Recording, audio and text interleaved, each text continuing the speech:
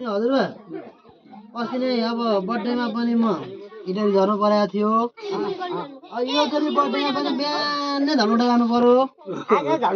धनकुटा पुगेर आएको अब ढिलो पनि आइपुगेँ म होइन। लु जन्मदिनको शुभकामना। हजुरबा आमालाई एकैचोटि दिएँ मैले। आमाको दर्शन मनाएकै छैन होइन। हजुरबा आमालाई एकैचोटि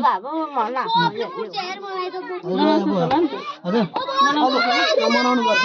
अरू चाहिँ मैले केही ल्याउन सकिनँ है। यो यसो भोक लागेको बेला फ्रुटीहरू ल्याउन खोजेको मैले भेटिनँ।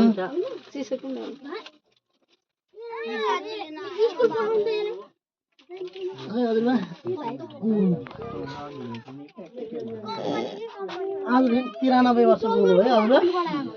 आजदेखि 93 वर्ष छन्। हजुरबाले दिएको खान्छु नि। हजुरबाले खुवाउनुहुन्छ नि मलाई। मलाई हातमा दिनु यत्रो त होइन नि त हो।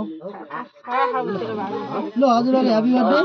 त्यो केटाकेटीलाई दिन्छ नि सक्यो अर्को वर्ष मनाउनु पर्छ। आमा हजुरबाले